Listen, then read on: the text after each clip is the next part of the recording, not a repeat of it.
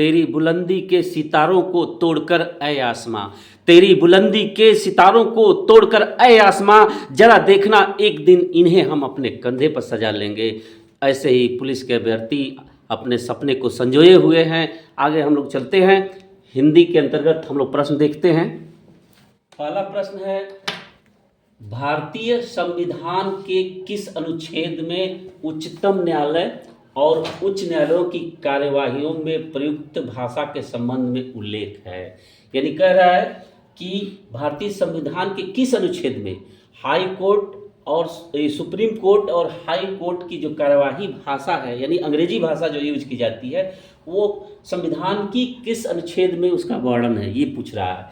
तो इसमें से जो 348 एक है, तो उसी अनुच्छेद के अंतर्गत जो है अंग्रेजी भाषा का जिक्र है, जिसमें अंग्रेजी भाषा यूज की जाएगी। इसमें उच्चतम न्यायालय हो चाहे उच्च न्यायालय हो, दोनों में। हाँ, चेंज कब होगा इसमें, उसमें ये भी वर्णित है कि अगर संसद चाहेगा तो विधि बनाकर, कानून बनाकर उसको उसके जगह पर, अंग्रेजी की जगह पर कोई और भाषा कर सकता है, लेकिन अभी तक तो ऐसा हुआ नहीं है।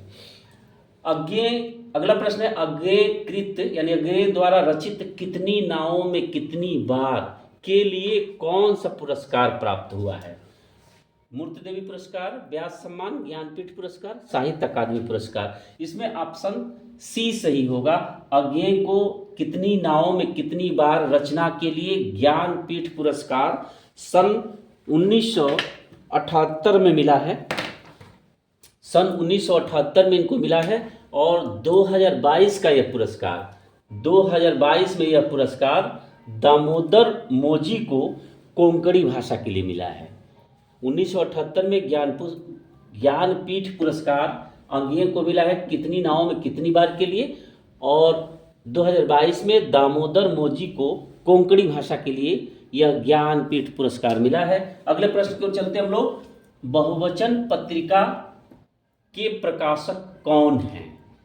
केंद्रीय हिंदी संस्थान, केंद्रीय हिंदी निदेशालय, भारतीय सांस्कृतिक संबंध परिषद, महात्मा गांधी अंतर्राष्ट्रीय हिंदी विश्वविद्यालय। इसमें ऑप्शन डी सही होगा, क्योंकि यही महात्मा गांधी अंतर्राष्ट्रीय हिंदी विश्वविद्यालय जो है ये बहुवचन पत्रिका का प्रकाशक है, और यह वर्धा गुजरात में है। अगले प्रश्न पर चलते हम लोग। बर्बर का विलोम शब्द कौन सा होगा? तो संगत, बलिष्ठ, सभ्य, पंडित। संगत का जानते ही हम लोग असंगत हो जाएगा, बलिष्ठ का निर्बल हो जाएगा, और सभ्य का असभ्य होता है, पंडित का मूर्ख हो जाएगा। तो असभ्य जो है ये बर्बर का समानार्थी है, पर्यायवाची है, अतः इसमें ऑप्शन ये सी ही सही होगा। इसमें ऑप्शन सी सही होगा। अगले प्रश्न को चलते हम लोग। गिरधर शब्द में कौन सा समास है? गिरधर शब्द में कौन सा समास है? तो गिरधर यानी पहाड़ को धारण करने की क्षमता रखने वाले। गिरधर यानी पहाड़ को धारण करने की क्षमता रखने वाले, यानी धारण करते थे कौन? तो श्री कृष्ण भगवान रखते थे। तो जहां न तो पहला पद प्रधान हो, नहीं तो दूसरा पद प्रधान हो, कोई तीसरा अर्थ प्रधान हो, वहां पर बहुव्रीहि समास होता है, अतः ऑप्शन सी सही होगा। अगले प्रश्न की ओर हम लोग चलते हैं। उद्घाटन शब्द का संधि विच्छेद है? उद्घाटन, उत्घाटन, उद्घाटन, उत्घाटन। इसमें बी ऑप्शन सही होगा, उत्घाटन। यह जो है व्यंजन संधि है, यह त वर्ण के बाद अगर किसी वर्ग का चौथा वर्ण आता है तो ये त द में चेंज हो जाता है, ये उद्घाटन हो जाएगा। अगले प्रश्न को चलते हम लोग। निम्नलिखित में से समासिक पद चुनिए, यानी ये पहले से समास विग्रह दिया हुआ है, और इसमें कौन सा ऐसा शब्द है जिसमें समासिक पद है, विग्रह नहीं है? तो देख रहे हैं हम लोग कि इसमें विग्रह है, इसमें भी विग्रह है, इसमें विग्रह, इसमें जो है विग्रह नहीं है, यह समासिक पद है। इसका विग्रह करेंगे तो वायु का वेग होगा। अगले प्रश्न को चलते। मेरे हाथ में कलम है, इस वाक्य में कौन सा कारक है? तो मेरे हाथ में, हम लोग जानते हैं कि में पर अधिकरण कारक में होता है, अतः इसमें ऑप्शन ए सही होगा, अधिकरण कारक होगा। अगले प्रश्न की ओर चलते हैं हम लोग। पहला विश्व हिंदी सम्मेलन किस वर्ष संपन्न हुआ था? तो 1976, 1993, 1975, 1983, इसमें ऑप्शन सी सही होगा। 1975 ईस्वी में, 1975 ईस्वी में पहला विश्व हिंदी सम्मेलन संपन्न हुआ था और ये नागपुर में हुआ था 1975 ईस्वी में, 10 से 14 जनवरी के बीच हुआ था। अगले प्रश्न को चलते हम लोग। परमार्थ का संधि विच्छेद है। परमार्थ यानी परम धन अर्थ से बना है ये। हम लोग देखते हैं कि परमा धन अर्थ, पर धन अर्थ, परम धन अर्थ, ये ऑप्शन सी है। ये यहाँ पर अ है और यहाँ अ है, दोनों मिलके आ बना है। यहाँ पर और अ मिलके आ बनेगा, यहाँ दीर्घ स्वर संधि होगी तो परमार्थ बनेगा, अतः ऑप्शन सी इसमें सही है। अगले प्रश्न को चलते हैं हम लोग। ब्राह्मण के संपादक कौन थे? तो प्रताप नारायण मिश्र, बालकृष्ण भट्ट, अंबिका दत्त व्यास, भारतेंदु हरिश्चंद्र। तो ब्राह्मण के जो संपादक थे वो प्रताप नारायण मिश्र थे, ऑप्शन ए सही है। बालकृष्ण भट्ट का हिंदी प्रदीप है, अंबिका दत्त व्यास का गो संकट, बिहारी बिहार, पावस 50, इसी तरह भारतेंदु हरिश्चंद्र का हरिश्चंद्र सुधा है, हरिश्चंद्र मैगनीज है, हरिश्चंद्र चंद्रिका है, अतः इसमें ऑप्शन ए सही होगा। ब्राह्मण के संपादक प्रताप नारायण मिश्र हैं। अगले प्रश्न की ओर चलते हैं हम लोग। मैंने यह काम कर लेना चाहिए, वाक्य में गलत अंश है, गलत भाग कौन सा है? अशुद्ध अंश पूछ रहा है कौन सा है, तो मैंने यह काम कर लेना चाहिए।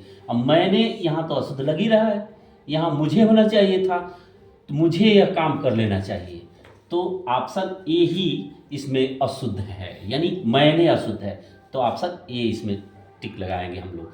अगले प्रश्न की ओर चलते हैं हम लोग। राजपुत्र में समास होगा, यानी राजा का पुत्र, तो इसमें राजा का, अब इसमें विभक्ति चिन्ह कारक चिन्ह हो गया, तो समझ जाइए कि जिसमें आता है विभक्ति कारक चिन्ह उसमें तत्पुरुष समास होता है, तो यहाँ तत्पुरुष समास पर हम टिक लगा देंगे, ऑप्शन डी सही होगा। क्योंकि दिग्ग में पहला पद संख्यावाची होता है, अव्ययी में पहला पद अव्यय होता है, और द्वंद्व में और या से दो शब्द जुड़े होते हैं। अगले प्रश्न को चलते हैं हम लोग। निम्न में से कौन सा शब्द तद्भव नहीं है? यानी कि इसमें कह रहे हैं कि निम्न में से कौन सा शब्द तद्भव नहीं है। तद्भव नहीं यानी संस्कृत से आया नहीं है वो शब्द, यानी संस्कृत के वे शब्द जो संस्कृत से रूप परिवर्तित करके आए हैं हिंदी में, उसी को हम तद्भव कहते हैं। तो देखते हैं कौन ऐसा शब्द है जो संस्कृत से नहीं आया है। तीखा तो आया है, तीखा का तीक्ष्ण होता है तत्सम शब्द इसका, और जीभ का जिह्वा होता है, ढीठी का धृष्ट होता है, और हम यहाँ देखते हैं कि आदमी का जो है ये नहीं तत्सम है, यह विदेशज वर्ड है, दूसरी भाषा से ये वर्ड आया है, ये अरबी भाषा का वर्ड है आदमी, अतः इसमें ऑप्शन जो बी है ये तद्भव नहीं है, बाकी सब ये तीनों तद्भव हैं। देखिए हाँ, 15वें प्रश्न को चलते हैं। मोहितो मेरे कवित बनावत, मोहितो मेरे कवित बनावत, यह जो कह रहा है कि यह किसका प्रसिद्ध कथन है, उक्ति है, तो ये चिंतामणि, घनानंद, रसलीन, मीराबाई, यह जो कथन है ये घनानंद का है, ऑप्शन इसमें बी सही होगा। हम लोग चलते हैं अगले प्रश्न की ओर। उर्दू शब्द किस भाषा से लिया गया है? कह रहा है कि उर्दू शब्द किस भाषा से लिया गया है, तो हम लोग देखते हैं अपभ्रंश, तुर्की, फारसी, अरबी।